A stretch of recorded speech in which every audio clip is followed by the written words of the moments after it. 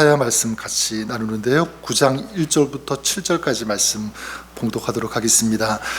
이사야서 9장 1절부터 7절까지 봉독할 때 제가 1절 읽고 우리 7절까지 한 절씩 교독하도록 하겠습니다. 전에 고통받던 자들에게는 흑암이 없으리로다. 옛적에는 여호와께서 스불론 땅과 납달리 땅이 멸시를 당하게 하셨더니 후에는 해변길과 요단 저쪽 이방에 갈릴리를 영화롭게 하셨느니라. 흑암에 행하던 백성이 큰 빛을 보고 사망의 그늘진 땅에 거주하던 자에게 빛이 비치도다.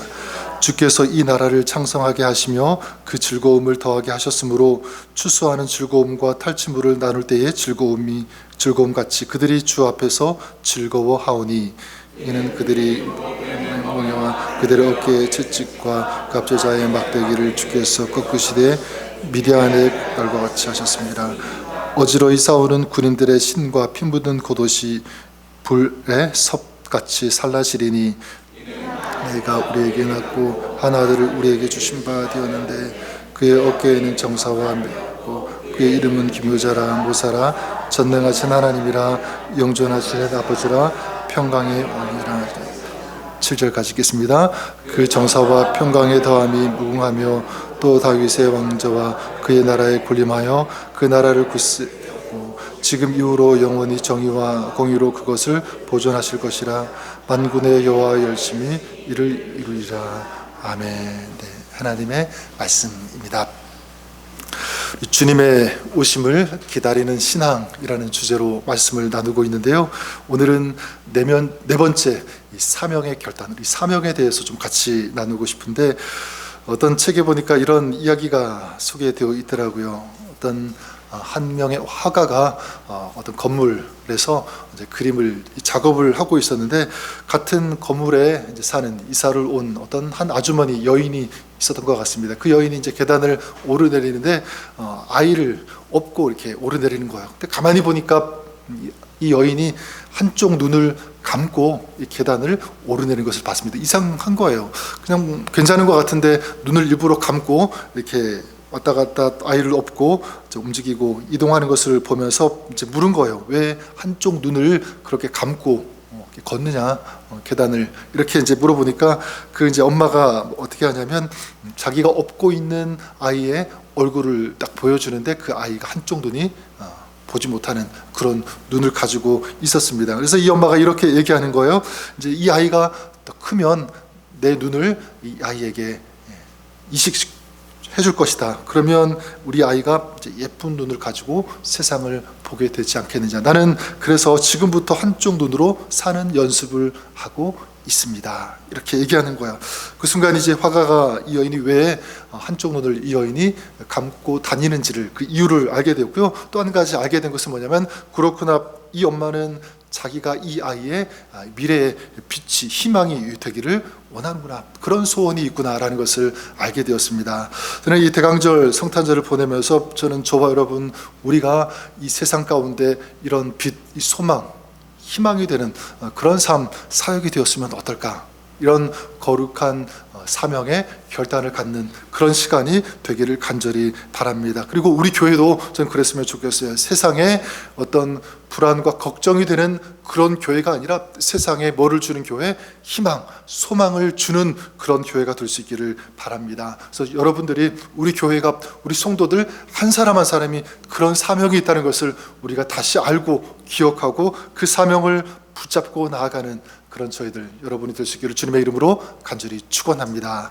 자, 왜 이것이 중요하냐면, 대강절 첫 번째 날에도 나누었지만 이것이 성탄절의 가장 어쩌면 중요한 메시지이기 때문에 그렇습니다. 주님께서 우리에게 오시는 그 사건이 성탄절인데 무엇으로 오셨냐면 빛으로 오셨기 때문이에요. 빛으로 오셨다는 것, 우리에게 소망, 희망을 주시기 위해서, 우리가 정말 하나님의 나라를 볼 수 있는 그런 하나님의 백성, 하나님의 자녀가 되게 하시기 위해서 이 땅에 오셨다는 사실입니다. 그래서 우리 나누었던 것처럼 누가복음 1장에서 말씀하지 않았습니까? 돋는 해가 위로부터 우리에게 임하여 어둠과 죽음의 그늘에 앉은 자에게 비치고 우리의 발을 평강의 길로 인도하시리로다. 우리 인생을 빛으로 비추어 주셔서 이제는 죄, 이제는 사망, 죽음, 어떤 소망이 없음 그런 인생의 길을 걸어가는 것이 아니라 이제는 희망, 소망, 평강의 길을 걸어갈 수 있도록 하시기 위한 하나님의 역사, 하나님의 은혜, 이것이 성탄이죠. 자, 따라서 이것은 우리를 향한 하나님의 거룩한 의지, 거룩한 뜻, 하나님의 사명이라고 할 수 있을 것입니다. 하나님의 거룩한 결단이기도 하죠. 죄악 가운데 살다가 죽을 수밖에 없는 우리들, 이 땅에 살아가는 우리들에게 빛을 비추시기 위해서 이 땅에 오신 사건, 바로 그것이 성탄이고요. 그 성탄에 오신 분이 바로 예수 그리스도인 줄 믿습니다. 오늘 우리가 읽은 이사야 9장에도 메시아이신 예수님께서 이 땅에 오시는 것을 예언한 말씀이 이사야 9장이고요. 왜 이 땅에 오셨는지를, 그 목적을 예언한 말씀이기도 합니다. 그래서 1절에 이렇게 시작하죠. 전에 고통받던 자들에게는 흑암이 없으리로다. 옛적에는 여호와께서 스불론 땅과 납달리 땅이 멸시를 당하게 하셨더니 후에는 해변길과 요단 저쪽 이방의 갈릴리를 영화롭게 하셨느니라. 여기 보니까 고통받던 자들에게는 흑암이 없으리로다. 여기 본문엔 원래 그 원어 히브리어에는요, 성경에는 그러나로 이렇게 시작합니다. 그러나, 전에는 고통이 너희에게 있었지만, 우리에게 있었지만, 그러나 이제는 흑암이 사라지게 될 것이다. 밝게 될 것이다. 영화롭게 될 것이다 라는 그런 말씀이죠. 여기 스불론, 납달리 이런 땅이 나오는데, 이건 아수르에게 가장 먼저 핍박을 받았던, 고통받던, 상처를 안고 살아가던 그런 땅. 자, 그런데 그 땅, 그곳을 영화롭게 하시겠다. 그러니까 무너진 곳을 다시 세워주시고요, 상처난 곳을 주님께서 회복시켜 주시겠다. 그런 무대가 되는 땅이 될 것이다 라는 것이 바로 이 말씀인 것입니다. 이것을 위해서 주님께서 우리 인간의 시간 속으로 주님께서 들어오신 줄 믿습니다. 그래서 오늘 말씀 2절에 또 이렇게 말씀하고 있죠. 흑암에 행하던 백성이 큰 빛을 보고 사망의 그늘진 땅에 거주하던 자에게 빛이 비치도다. 빛은 생명인 줄 믿습니다. 생명이 있어요.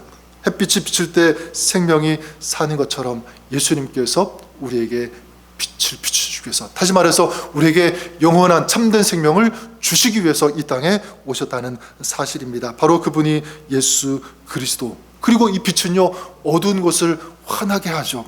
병원 수술실에서 환하게 불을 켜놓고 수술하는 것처럼 마찬가지 빛은 우리의 죄를, 또 우리의 수치를, 우리의 어두운 것을 밝히 드러낸다.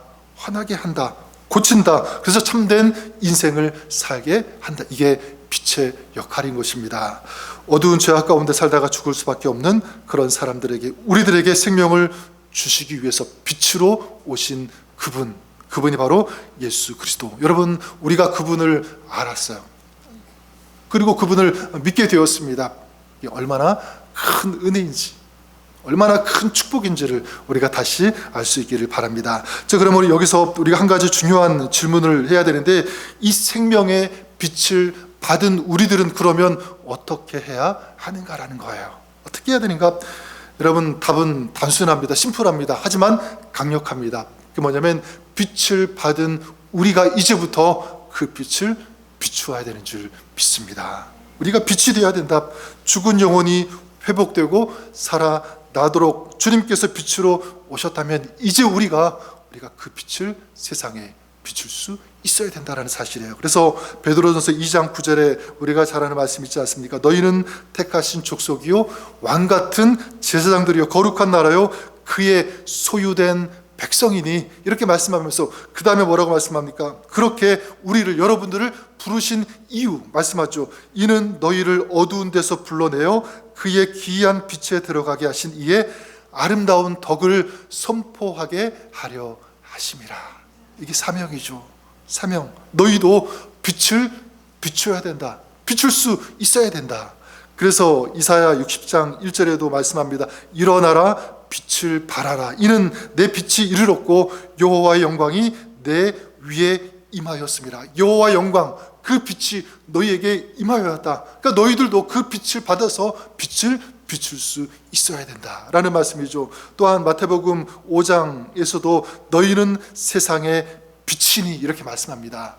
너희는 빛이 되기 위해서 빛을 만들기 위해서 그렇게 그럴 필요가 없다는 거예요. 이미 너희는 세상의 빛이다. 빛을 받았다는 거죠. 그 빛을 비출 수 있어야 된다. 이것이 우리의 사명인 줄 믿습니다. 그런 의미에서 저는 2025년 우리 대강절 또 성탄절을 맞이하면서 여러 가지 우리 주제 메시지를 받고 있지만 우리 가장 정말 놓치지 말아야 되는 한 가지, 그 무엇이냐면 사명을 기억하고 사명을 다시 회복하는 것인 줄 믿습니다. 내가 어떤 사람인지를 기억하고, 그리고 내가 진정으로 어떤 일을 해야 하는지 이거를 아는 사람, 이런 사명의 사람으로 살아가시는 여러분 될 수 있기를 주님의 이름으로 간절히 축원합니다.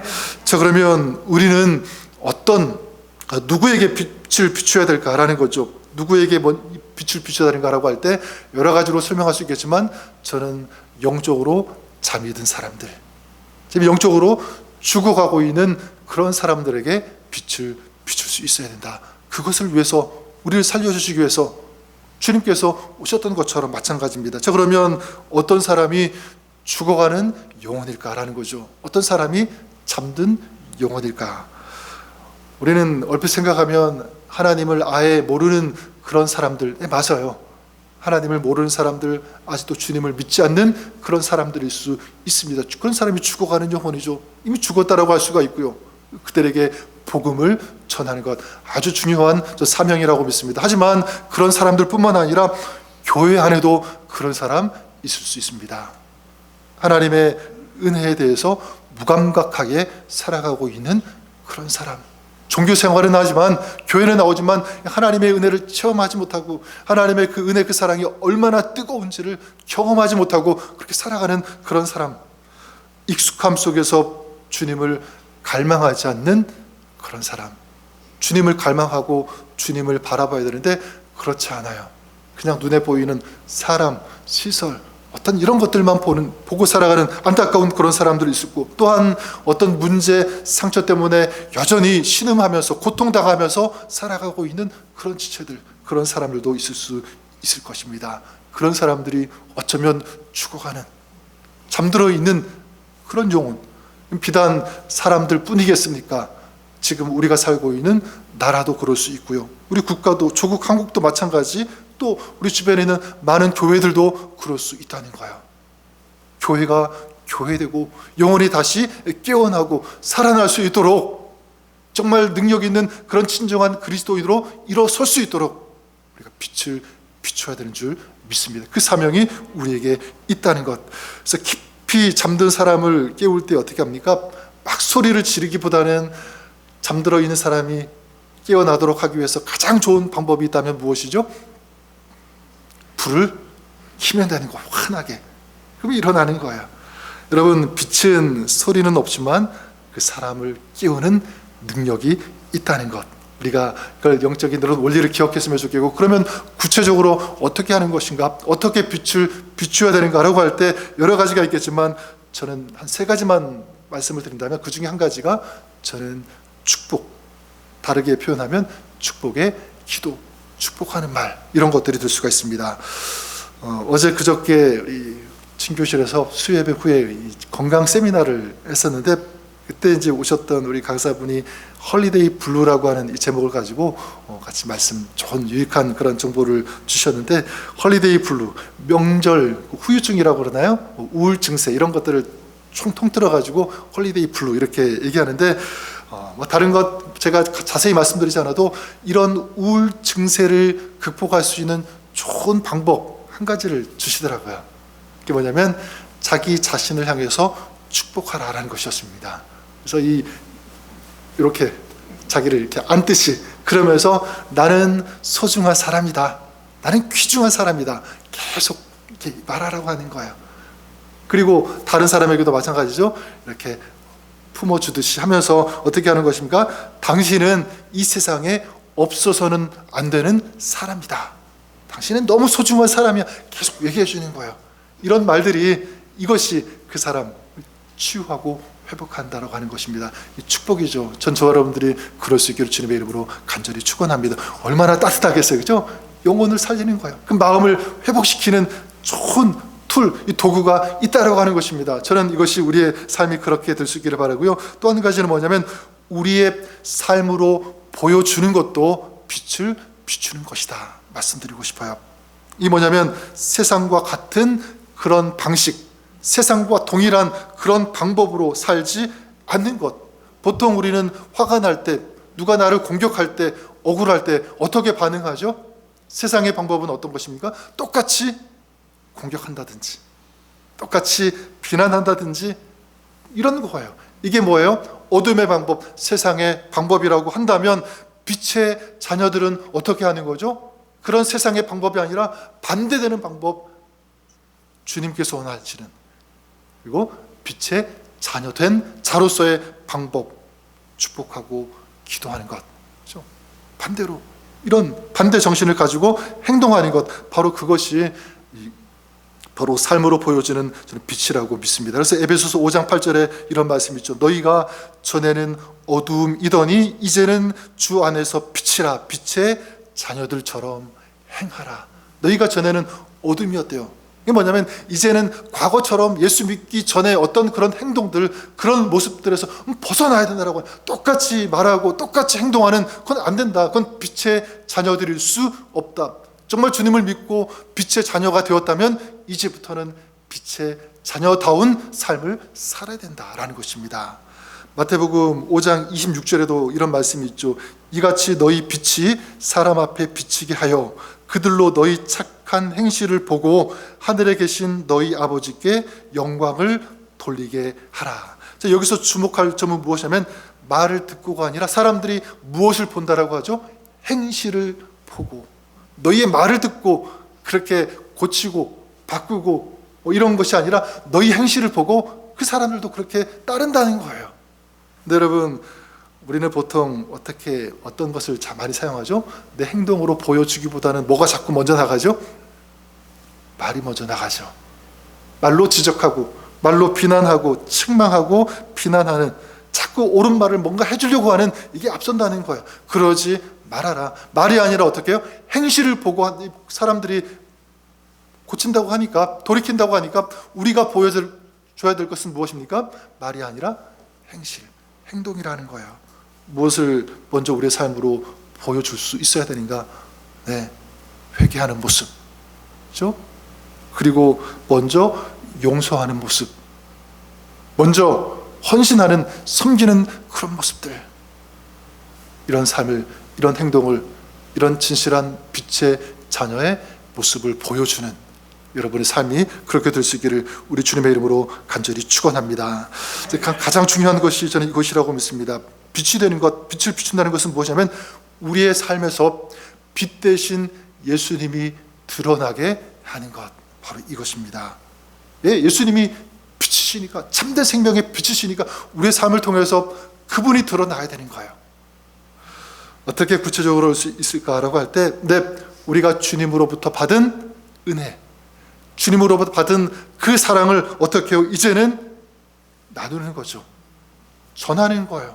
우리가 축복을 받았다면 그 받은 축복을 빛을 비추는데 어떻게 사용하는데 드리는 거예요. 만약 주님의 말씀이 내 삶에 들어왔다면 이제 내 삶을 통하여 하나님의 말씀이 진리다라는 것, 이 말씀이 생명이라는 것, 영혼을 살린다는 것을 우리가 보여주는 거죠. 말씀이 드러나게 하는 것, 우리가 하나님의 놀라운 사랑을 받았다면 이 하나님의 사랑이 얼마나 중요한지, 얼마나 진실된지, 이것을 우리가 우리 삶을 통해서 또한 보여주는 것입니다. 주님이 드러나게 하는 거죠. 그리고 내가 하나님의 자녀로서의 어떤 권세, 능력, 축복을 받았다면 이제 내 삶을 통하여 드러나게 하는 것입니다. 그러기 위해서 어떻게 하는 것입니까? 자꾸 그런 것들을 가지고 나를 비추는 것이 아니라 주님을 비추는 것, 주님이 드러나게 하는 것이 중요하다. 우리가 세상의 빛을 제대로 비추지 못하고, 그리고 우리가 가진 빛이 능력이 되지 못하는 그 이유가 무엇이냐면 바로 그 빛을 자신에게만 비추기 때문은 아닐까, 저는 그런 생각을 해보게 되는 것입니다. 하나님께서 주신 은혜, 하나님께서 주신 축복, 그것을 비추고 자기를 자랑하는 데 사용한다면 그 진정한 빛이 될 수가 없겠죠. 빛은 능력이 없을 거예요. 저는 그 에스더서에 나오는 그 에스더의 삼촌이죠, 모르드게가 민족이 어려움 당했을 때 그 에스더에게 뭐라고 얘기합니까? 저는 그의 음성을 하나님의 음성으로 좀 우리가 들을 수 있어야 된다고 생각해요. 네가 왕후의 자리를 얻은 것이 이때를 위함이 아니냐라는 거예요. 지금 네가 왕후가 되었으니까 그 권위, 그 지위, 그 능력을 가지고 너를 위해 사용하는 것이 아니라 이제 죽어가는 영혼들, 백성들, 민족들을 위해서 사용할 수 있어야 된다. 너를 드려야 된다. 헌신할 수 있어야 된다 라는 거예요. 저는 이 메시지, 우리의 메시지가 될 수 있기를 바랍니다. 하나님께서 여러분들에게 어떤 건강의 축복을 허락하셨다면, 아니면 물질의 축복을 허락하셨다면 그것을 가지고 나를 위해 사용하는 것이 아니라 정말 죽어가는 영혼들을 살리는 데 기꺼이 사용할 수 있는, 또 나에게 어떤 특별한 재능을 주셨다면 나를 자랑하고 나를 드러내기 위해 그것을 사용하는 것이 아니라 주님을 드러내는데, 빛을 비추는데 사용하시는 이런 거룩한 사명이 있음을 알고 그 사명을 감당하시는 여러분 될 수 있기를 바랍니다. 이때를 위해서 하나님 저에게 이것을 주셨군요. 제가 이것을 가지고 주님의 빛을 비추기를 원합니다. 이 마음을 가지고 살아가는 사람, 저는 이 사람이 사명의 사람인 줄 믿습니다. 놓치지 않는 거야. 내가 어떤 자리에 있든지, 어떤 직업을 가지고 살아가든지, 어떤 위치에 있든지 이것을 나를 드러내는 것이 아니라 주님을 위해, 하나님 나라를 위해 영혼을 살리기 위해서 헌신하는 사람, 드릴 수 있는 그런 사람, 그것이 바로 오늘 주님께서 찾으시는 사명의 사람이라면 여러분이 그 한 사람이 되시고요, 여러분의 가정이 그렇게 이 시대 가운데 어두워져가는 이 세상 가운데 빛이 되는 쓰임받는 그런 가정이 되게 하시고, 우리 교회가 이 세상 가운데 빛을 비추는 그 사명을 충실히 아름답게 감당하는 그런 교회 될 수 있기를 바랍니다. 하나님께서 그런 사람을 찾으시고 또 사용하시는 줄 믿습니다. 여러분이, 우리 교회가 그렇게 될 수 있기를 우리 주님의 이름으로 간절히 축원합니다. 그런 사명을 감당할 때 그 인생, 그 가정, 그 사역 모든 삶 가운데 더 아름다운 은혜의 빛, 축복의 빛 비추어 주시고 허락하여 주실 것을 믿습니다. 기도하겠습니다. 하나님, 우리를 살려주시기 위해서 빛으로 오신 그 주님, 우리가 그 은혜의 빛, 그 구원의 빛을 받았다면 이제 거기서 멈추는 것이 아니라 그 빛을 어두운 흑암 가운데 있는 죽어가는, 잠들어 있는 영혼을 향하여 비출 수 있는 이 사명을 감당하는 저희들 되게 하여 주옵소서. 바라는 것은 이 사명의 결단이 다시 한번 우리 입술, 우리 삶을 통하여 뜨거워지게 하여 주시옵소서. 이 사명을 가지고 오늘을 살아가는 하나님의 영광이 되어지는, 주님의 기쁨이 되는 오늘 저희들의 삶, 그런 가정 우리 교회 되게 하여 주옵소서. 예수님의 이름으로 기도드립니다. 아멘.